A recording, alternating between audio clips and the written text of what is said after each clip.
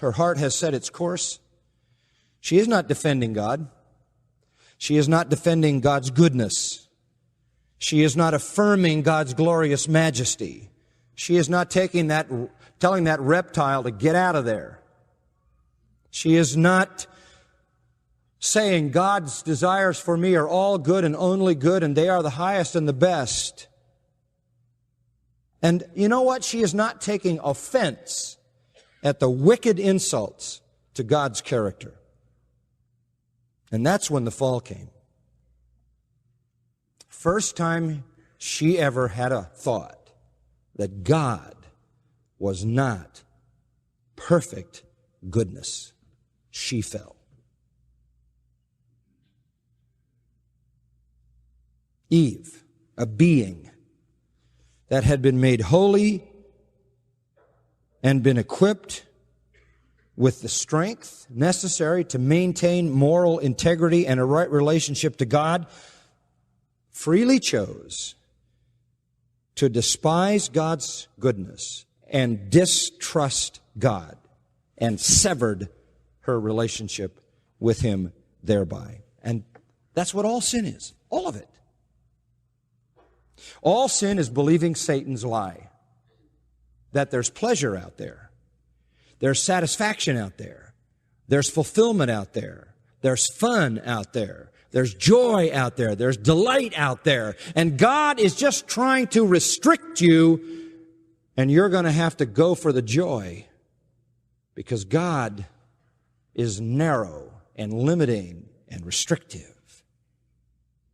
And you have sinned when you believe that God has any desire to withhold from you the highest and the best. Believing that God is anything less than good and seeks anything less than your highest good is a sin. Well, Satan knows he succeeded. First, he introduced the fact that God was subject to judgment. God's Word was subject to a discussion and an evaluation, and a verdict could be rendered on what God said. He moves from that seemingly innocent approach, let's have a discussion about God, to planting the idea that God can't be trusted. God is cruel, God is uncaring, God is needlessly narrow, God is putting you into bondage, and the real fun stuff is outside of His confinement. She has fallen into distrusting God, into questioning, listen to this, God's character, the sin of all sins. And as Martin Luther said, Satan knows now that the wall has begun to topple, so Luther said Satan started pushing against it so that it could completely crush Eve. Verse 4. And the serpent said to the woman, "You surely shall not die." Now this is just flat out lie, right? But it takes him a while to get there. This is a bold denial of what God has said. God said you'll die. Satan said what? You won't die. And that's the bottom line, folks. God tells you the truth and Satan lies. Satan lied and called God a liar. Now where is Eve? Boy. Not only is God putting me in bondage, not only is God restrictive and narrow needlessly, not only is God trying to withhold from me some delight, some joy, some satisfaction, but do you know God is actually dishonest? God doesn't tell the truth. He's not good. He's not caring, and He's not even honest. And now her mind is totally corrupted with wicked thoughts about God. His majesty has been insulted. He has been dishonored, and Satan moves in for the kill. God is a liar, he says. God will deceive you, and God will harm you. And God will take your freedom, and God will restrict your joy, and He'll do it by telling you things that aren't true. You know how he does it? You know how God does it? God tells you if you do the things he doesn't want you to do, you'll die. And that's a big lie. Wow. The ultimate lie for Satan then is this: there never will be any judgment for sin. Right? I mean, you got to come in with that one sooner or later, right? Because Eve could have said, well, but I appreciate the conversation, and I'm thinking things I never thought, and maybe God isn't caring, and maybe he's narrow, and maybe he's limiting, and maybe he's restrictive, and all of that, and he's trying to keep back some good from me, but after all, if I go and do it, I'm going to die.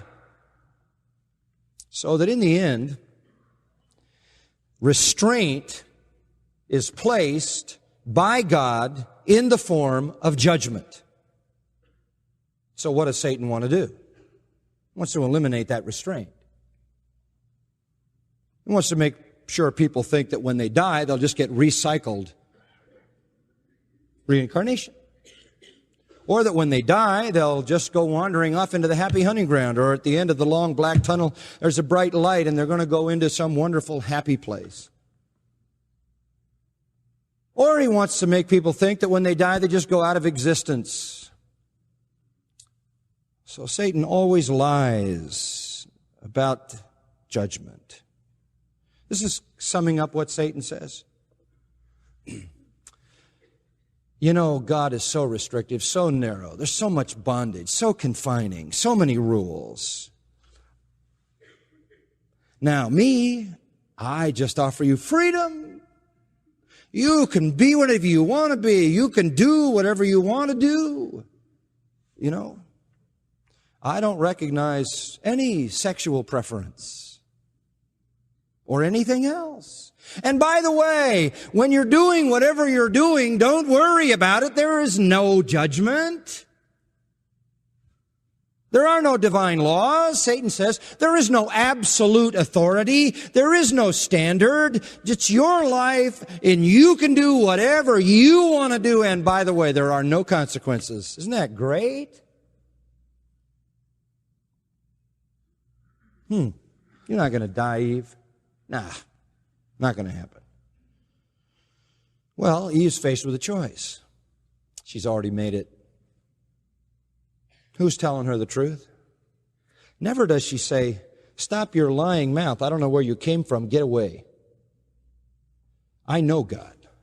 I know God's goodness. I know God personally.